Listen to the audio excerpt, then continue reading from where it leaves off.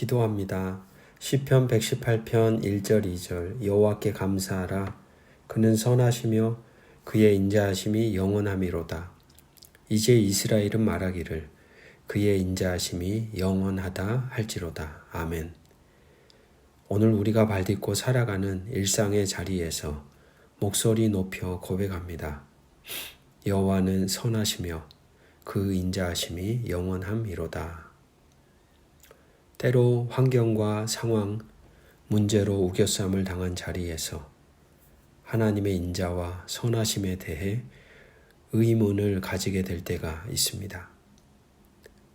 우리는 둘러싸고 있는 요소들로 인해 하나님의 사랑과 자비가 부재한 듯 느껴질 때가 있는 것이지요. 그럼에도 시편 기자의 고백을 우리 안에 담아 묵묵히 선포합니다. 변함없는 하나님의 사랑과 자비, 끊어지지 않는 당신과의 관계 안에 서 있는 존재가 바로 우리들임을, 그것을 붙잡고 오늘도 우리가 살아가야 할 하루의 여정을 걸어가겠습니다. 주여 말씀하옵소서. 우리가 듣길 원합니다. 우리가 살길 원합니다. 우리를 도우소서. 주 예수 그리스도 이름으로 기도드립니다. 아멘.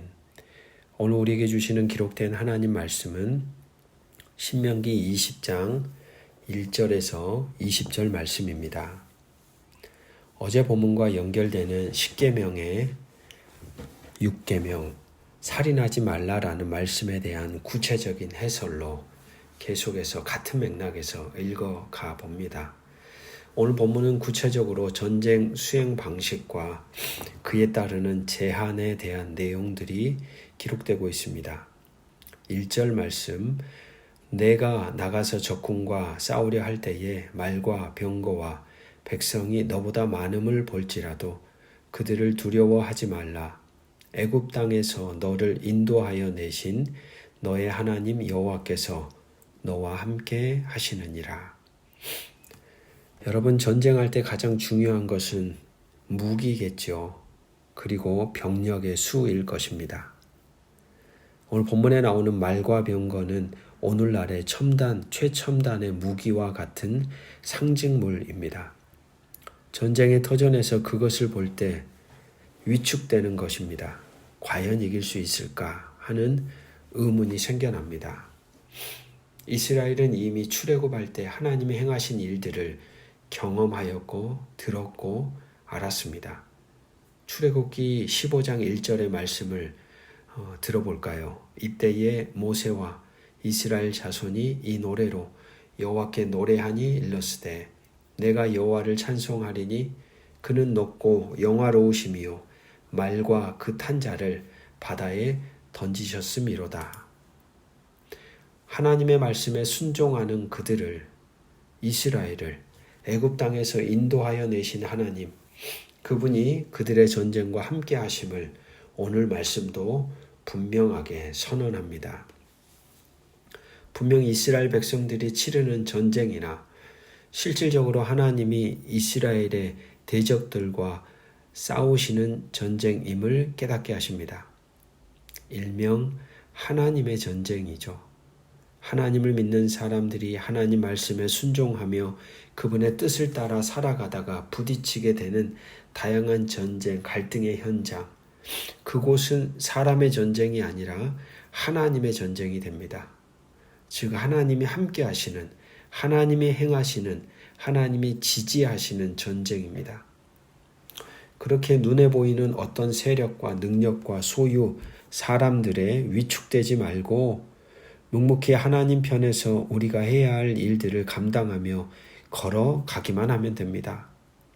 3절 4절 말씀을 보십시오. 말하여 이르기를 이스라엘아 들으라. 너희가 오늘 너희의 대적과 싸우려고 나와왔으니 마음에 겁내지 말며 두려워하지 말며 떨지 말며 그들로 말미암아 놀라지 말라. 너희 하나님 여호와는 너희와 함께 행하시며 너희를 위하여 너희 적군과 싸우시고 구원하실 것이라 할 것이며. 그렇게 위축되지 말라는 것입니다. 그렇기에 눈에 보이는 것으로 흔들리지 말라는 것이죠. 이어지는 5절에서 9절의 말씀은 동일하게 그러한 하나님의 전쟁에서 필요한 것은 사람들의 수가 아니라는 것을 더 확실하게 보여줍니다. 여러분, 사람 수가 한 사람이라도 더 많아야 하지 않습니까? 그런데 오늘 본문은 도리어 사람들을 제외시키라고 명합니다.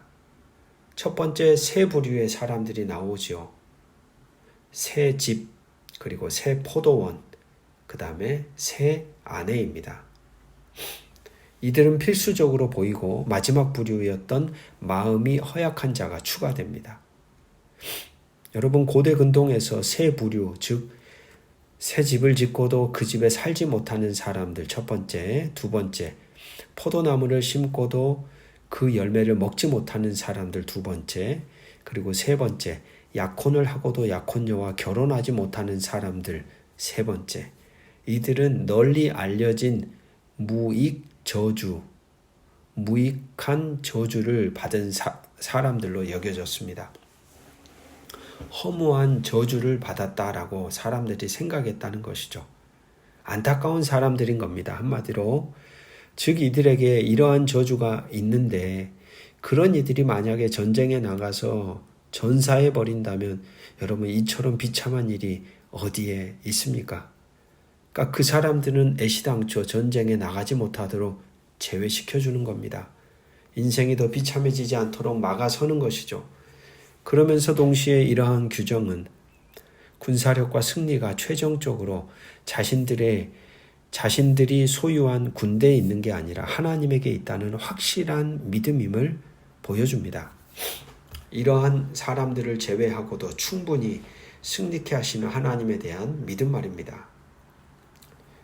그렇기에 마음이 허약한 자들은 당연히 제외시키죠. 믿음이 불안하니까. 하지만 다른 측면에서 보자면 누가 두렵다고 인정하겠습니까? 사람들의 눈치를 보면서 말입니다. 그러나 이러한 제안들을 들으면서 도리어 전쟁에 참여하는 이들에게 용기를 북돋워 주었을 것이라고 보기도 합니다. 이어지는 말씀 10절에서 18절은 전쟁을 치를 때 먼 성읍에 있는 사람들과 가나안 땅에 있는 성읍, 이 두 가지로 구분하여 방식을 가르치고 있습니다. 첫 번째, 가나안 족속은 반드시 멸해야 합니다. 이유는 분명합니다. 18절에 나오죠. 이는 그들이 그 신들에게 행하는 모든 가증한 일을 너희에게 가르쳐 본받게 하여 너희가 너희의 하나님 여호와께 범죄하게 할까 함이니라. 가나안 땅에 존재하는 모든 것을 진멸해야 합니다. 전멸해야 합니다. 그 땅에 들어가서 이스라엘 사람들이 살기 때문이죠. 그만큼 이렇게 진멸하라고 헤렘법이라고 말하죠. 그 법을 하나님이 명하시는 것은 그만큼 가나안 문화와 종교가 얼마나 파급력 있고 영향력이 강력했는지를 보여주며 그러한 것에 물들 수 있기 때문에 하나도 남김없이 제거할 것을 말씀은 요청합니다. 동시에 철저하게 하나님을 향한 믿음을 붙잡고 지키지 않으면 가나안 땅이라는 곳에 하나님의 나라를, 그 공동체를 세우는 것은 그야말로 어려운 일임을 보여주고 있습니다. 하나님 나라를 바로 세우기 위해서는 완전히 몰아내야 합니다. 완전히 잘라내야 합니다. 완전히 끊어내야 합니다.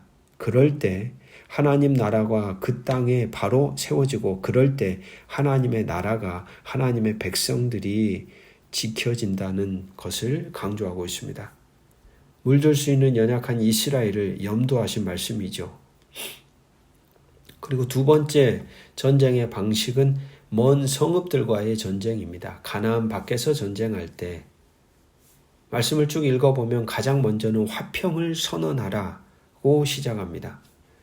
이스라엘에 종속되는 봉신 조약을 암시합니다. 이러한 조건에는 강제 노역만을 포함시켰습니다. 무슨 말이냐?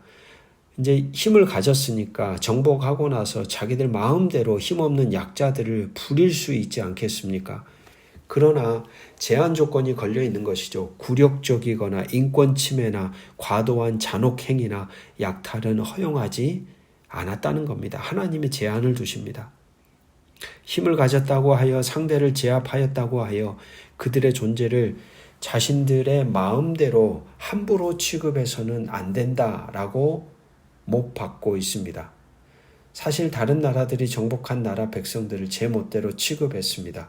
예를 들어 아수르 비문에 보면 말뚝에 꽂아 죽이기도 하고 코에 고리를 꿰어 한 줄로 엮기도 했다는 기록이 발견됩니다. 그런 점에서 신명기 말씀은 분명한 제한이 존재한다는 점, 그것이 주목할 만한 부분입니다. 너에게 조공을 바치고 너를 섬기게 할 것이요. 하지만 이스라엘은 불순종하여 추후 먼 성읍 사람들에게만이 아니라 가나안 성읍들에게도 이 조공을 부과했습니다. 진멸해야 될 사람들에게 조공을 부과했던 것이죠. 화평을 선언했을 때 그 화평을 거부할 경우에는 전쟁을 치러야 하는데 거기에도 역시 하나님의 말씀에 제한이 있습니다. 13절 내 하나님 여호와께서 그 성읍을 내 손에 넘기시거든 너는 칼날로 그 안의 남자를 다 쳐 죽이고 전쟁에서 적의 남자 전투원만을 군사적 대상으로 삼아야 한다는 제한입니다. 21장으로 가면 보겠지만 여성 포로를 대할 때에도 역시 제한이 뒤따릅니다. 아울러 더 재미있는 부분은 19절, 20절 말씀입니다. 새번역 성경으로 읽어드립니다. 당신들이 한 성읍을 점령하려고 둘러싸서 공격하는데 오랜 기간이 걸리더라도 거기에 있는 과일 나무를 도끼로 마구 찍어서는 안 됩니다. 과일은 따서 먹도록 하십시오. 그러나 나무를 찍어 버리지는 마십시오. 들에 있는 나무가 원수라도 된단 말입니까? 어찌 그 나무들을 포위하겠습니까? 다만 먹을 열매를 맺지 못하는 나무는 당신들이 알고 있으니 그런 나무는 찍어도 좋습니다. 당신들은 그런 나무를 찍어서 당신들과 싸우는 성읍을 점령할 때까지 성읍을 포위하는 데 필요한 장비를 만들어서 쓰도록 하십시오. 여러분 참 재미지 않습니까? 오늘날 환경운동가들이 등장하기도 훨씬 이전에 성경에서는 이미 전쟁을 치르더라도 최소한의 지켜야 할 것에 대한 생태적인 제한을 두고 있습니다. 예를 들어 적의 농작물이나 포도원, 올리브 숲, 대추, 야자, 과수원을 황폐화시키는 행동들을 금하고 있습니다. 딱 이 본문을 보다 보니까 역사의 흔적이 기억이 납니다. 미국이 베트남 전쟁 시에 고엽제를 살포하지 않았습니까? 자신들의 승리를 위해서라면 수단 방법 가리지 않고 사람이고 자연이고 모든 것을 다 죽이려는 인간의 악한 본성이 드러나지 않았습니까? 역시 1990년에 쿠웨이트를 침공하였던 이라크는 후퇴하면서 쿠웨이트 정유시설을 파괴함으로 그 바닷가 걸프만을 오염시키지 않았던가요?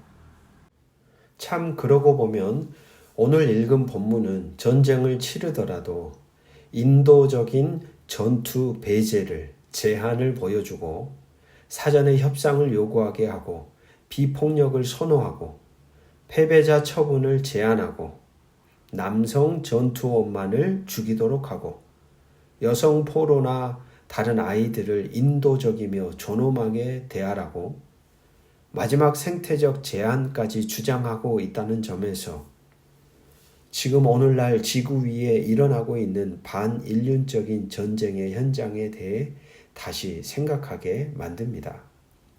여러분, 오늘 본문에 드러나는 하나님은 어떤 분으로 느껴지십니까?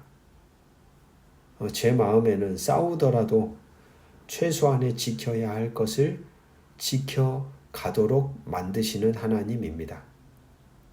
힘으로 다 되는 세상이 아니라 힘을 가졌더라도 그래서 최고의 능력과 권세를 가졌더라도 사람이라는 존재, 그 존재함을 마음대로 짓밟아서는 안 된다고 말씀하시는 것처럼 들려옵니다.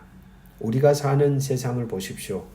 돈 많으면, 힘 가졌으면, 능력이 있으면 뭐라도 다 되는 세상, 행해도 되는 세상이 아니던가요? 그러나 성경은 그것을 금합니다.